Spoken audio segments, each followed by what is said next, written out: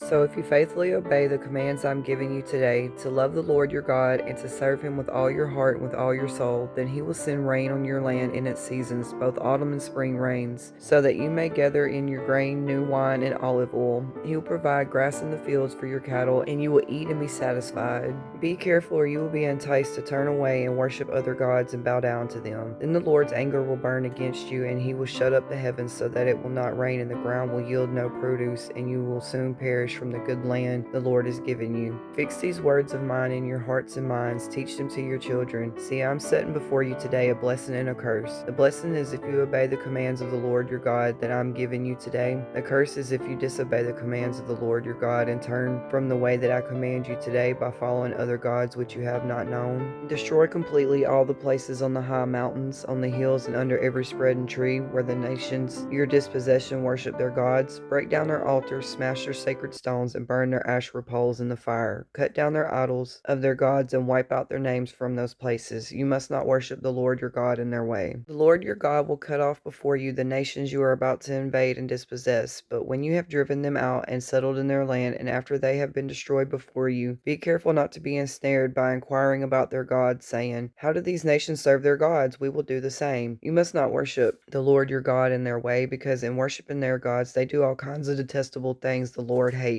They even burn their sons and daughters in the fire as sacrifices to their gods. If a prophet or one who foretells by dreams appears among you and announces to you a sign or wonder, and if the sign or wonder spoken takes place and the prophet says, "Let us follow other gods, gods you have not known, and let us worship them," you must not follow the words of that prophet or dreamer. The Lord your God is testing you to find out whether you love him with all your heart and with all your soul. It is the Lord your God you must follow, and him you must revere. Keep his commands and obey him. Serve him and hold fast to him. You are the children of the Lord your God. Do not cut yourselves or shave the front of your heads for the dead. Do not eat any detestable thing. These are the animals you may eat: the ox, the sheep, the goat, the deer, the gazelle, the roe deer, the wild goat, the ibex, the antelope, and the mountain sheep. You may eat any animal that has a divided hoof and that chews the cud. However, of those that chew the cud and that have a divided hoof, you may not eat the camel, the rabbit, or the hyrax. Although they chew the cud, they do not have a divided hoof. They are ceremonially unclean for you. The pig is also unclean. Although it has a divided hoof, it does not chew the cud. You are not to eat their meat or touch their carcasses. Of all the creatures living in the water, you may eat any that has fins and scales, but anything that does not have fins and scales you may not eat,